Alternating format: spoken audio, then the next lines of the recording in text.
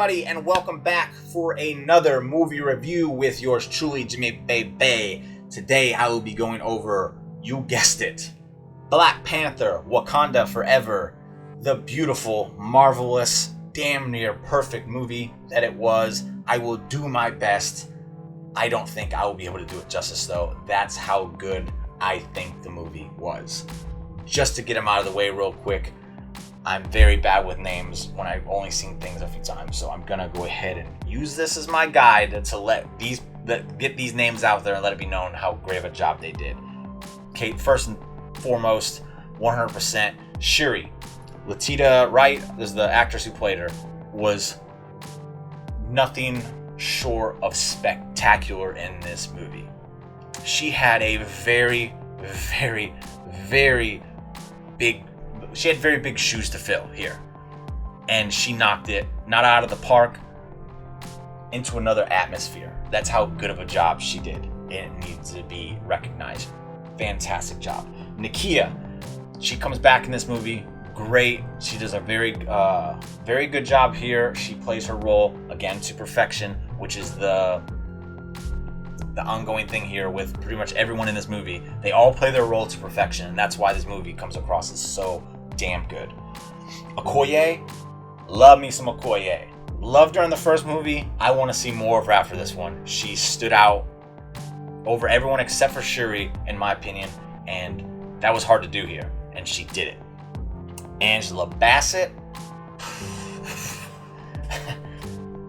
I don't need to tell you how good she is, but if you don't know how good she is, just watch this and you'll see how good she is, because it was so good, so damn powerful. Like, I believe that she was the queen of Wakanda. Everett Ross's return, he returned in this movie. Martin Freeman, the actor, awesome job. Even with just the little bit of time he gets, he always just manages to just stand out over everyone.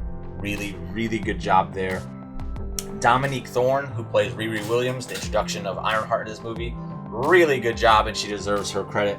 And then Namor, I believe his name is Tenoch. If I got it wrong, I apologize. Awesome job. I'll touch on Namor first, just because it was the part of the movie I was worried about the most. The first Black Panther had Killmonger, and he was such a perfect villain that I walked into this movie thinking, how can you possibly, at the very least, make me think, okay, it didn't need Killmonger. You were able to match that energy that Killmonger brought, and Namor did. I'm not gonna say I liked him more than Killmonger, just because it's not true. Killmonger was just that awesome. Namor was fantastic though. They portrayed him like the beast that he is, because he is. If you don't know, go read something. You're gonna find out Namor is a beast, and they made him look like one. They kept with the same tradition of Killmonger, where he may be a villain, but he's not truly a villain. He just has a different perspective based on life experiences, and he's gonna do it his way because he thinks his way is the only way. Marvel does this a lot with their villains, and that's fine. It works. Especially Ryan Coogler with Killmonger and Namor. He's just knocked them out the park. They're so damn good. His fight scenes, again, he just looks like a legit badass. If he got his own movie, I don't think anybody would complain after seeing it, because he looked, and it just felt that damn good for him in this movie. The origin of his name was cold-blooded. Loved it. I gave it a little smirk when I was watching the scene, because it was like, damn, I don't want to mess with this guy. The on-screen chemistry that Namor and Shuri have is awesome. They cannot be understated enough. Their chemistry was through the roof. It was that good.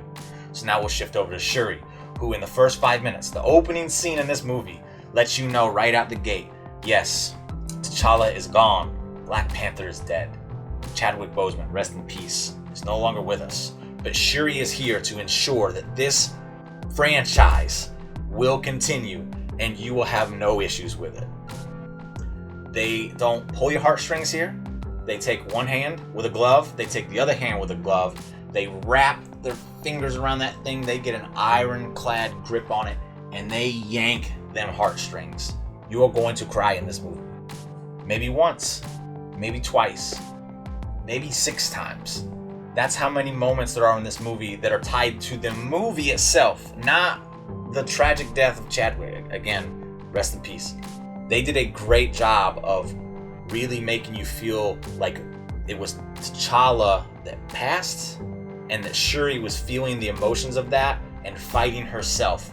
What should she do to, I guess, keep the legacy of the Black Panther and hope and the well-being of Wakanda itself, how she can help that continue on its path. On top of Namor being kind of like he ends up becoming the villain. I don't think anybody doesn't know that.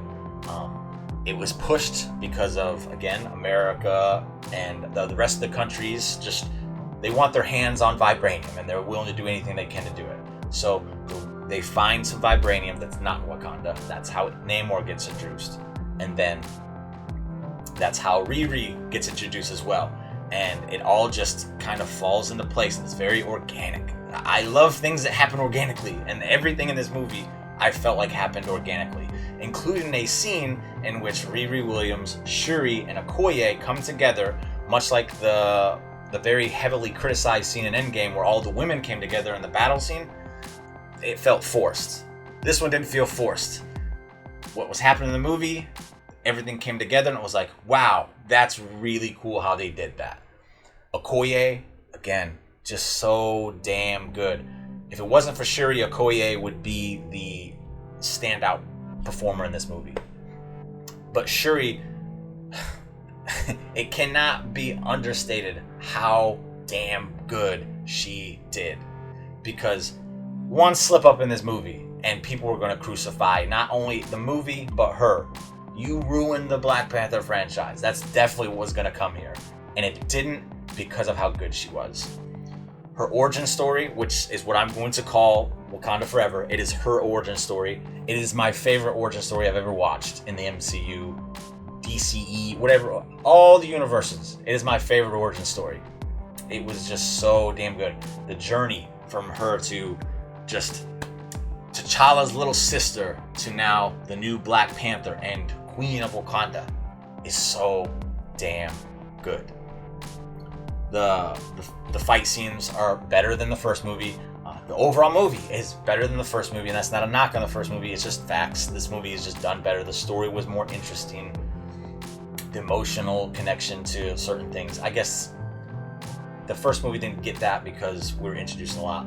This time we know a lot of the characters, but the emotional connections we had with them allowed for the story to really hit home to a lot of us. And Ryan Coogler, so damn good. I want to see him do more stuff in the MCU, honestly, because he's really, really good, especially portraying villains. Because Killmonger and now Namor are probably my two favorite villains that they've had in the MCU, and it's because of the way he portrayed them. On a scale of 1 to 5, I'll go ahead and give it a 4.5.